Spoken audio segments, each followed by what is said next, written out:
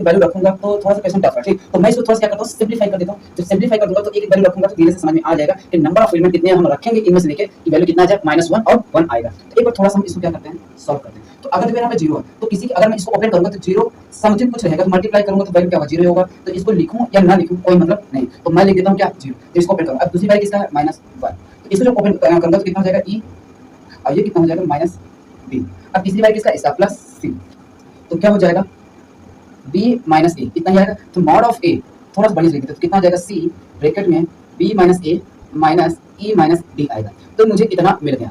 अब मुझे क्या करना है, ये इसमें कितने लोग यूज हो रहे हैं, C B A E D, मतलब 5 की ये पांचों यूज हो रहे हैं। तो मुझे A B C D E में कितनी वैल्यू लेना, 0 और 1। 0 और 1 ऐसा कितना इसमें वैल्यू रखेंगे कि मेरी जो मॉड ऑफ A की वैल्यू आएगा कितना है, -1 और 1 आएगा। तो चलो, तो क्वेश्चन को इसको तो देखो टफ भी बना सकते हो, इजी भी तरीके से बना सकते हो। तो क्वेश्चन को हम चाहते हैं थोड़ा सा इजी तरीके से करते हैं। तो देखो यहाँ पर क्या होगा, A और A B और E D क्या कर सकते हो, वैरी कर सकते हैं। C को हम क्या कर देते हैं, फिक्स। क्वेश्चन को आसान करने के लिए मैं C को क्या मानता हूँ, फिक्स, क्योंकि अकेला है बाहर है। तो क्वेश्चन को थोड़ा सा आसान करने के लिए मैं क्या करता हूँ, C को ही टारगेट करता हूँ। क्या करता हूँ, C को ही टारगेट करता हूँ। अगर इसमें मैं किसी को फिक्स करूंगा तो क्वेश्चन हो जाएगा टफ। तो ये बाहर है और उसके बाद क्या है, सिंगल अकेले। तो अगर इसको वेरी कर देंगे, इसको क्या करेंगे, फिक्स करेंगे, तो क्वेश्चन को थोड़ा सा क्या कर देगा, आसान कर देगा। तो मैं क्या करता हूँ, केस फर्स्ट बनाता हूँ। क्या केस फर्स्ट, इसके लिए फॉर सी। अगर मैं सी को क्या ले लिया, एक बार 0, कितना ले लिया, 0। तो देखो कितने चांसेस बनते हैं। तो मैं क्या करता हूँ, ए बी सी डी और ई, 5 लोग हैं और वैल्यू जो हमको लेना है कितना, केवल कंफर्म है कि 0 और मुझे वैल्यू लेना है, ठीक।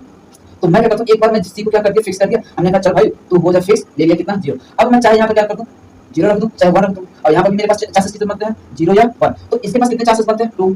इसके पास भी तो चांसेस कितने बनेंगे, 2। कितना, 2। इसके पास भी कितने चांसेस बनेंगे, 2। और इसके डी के पास कितने, 2। इसके पास भी कितने बनेंगे, 2। ये तब चांसेस बनेंगे जब मैं केवल कितना वैल्यू रख रहा हूँ, 0। कितना, 0। अगर मैं इसको 0 कर दिया तो वैल्यू, अगर इसको कुछ भी रखेंगे तो समथिंग क्या है, 0 आएगा। एक बार अगर मैं कितना ले लिया, इसका 0 ले लूं तो हो सकता है इसका 1 ले लूं, और हो सकता है जब मैं इसका 1 लूं तो इसका मैं ले सकता हूं 1, ठीक। कहने का मतलब कुछ ऐसा। अगर मैं एक बार कितना ले लिया, 0, तो डी का मैं 0 भी ले सकता हूं और 1 भी ले सकता हूं। तो पहले केस में कितने बन गए, 2। अगर मैं एक बार इसको फिक्स कर दिया, कितने ले लिया, 1, तो फिर भी तो इसके कितने बन गए, 0 और 1। तो अभी भी मैंने जब ये को फिक्स किया दोनों को, तो कितने बनते हैं, 4। तो 4 यहां। और एक बार जब मैं इसको 0 फिक्स किया, भाई इसका भी तो 4 बनेगा। तो टोटल बने कितने, 8। कितने बन गए, काउंट कर लो, 8 बन गए, ठीक, ओके। तो अब मैं इसको हटाता हूं। तो अब मैंने ये तब हुआ जब मैंने सी को फिक्स किया, कितना, 0। दूसरा केस 2, मैं सी को ले लिया कितना, 1, क्योंकि हमको वैल्यू लेना है कितना है, 0 और 1। तो जब मैंने इसको फिक्स किया कितना, ए बी सी डी और ई। अब मैं इसको कितना ले लिया, 1। अब देखो जब मैंने इसको 1 फिक्स किया, फिर वही चांसेस बनेंगे। इसके पास कितना बनेगा, 2। इसके पास भी कितना, 2।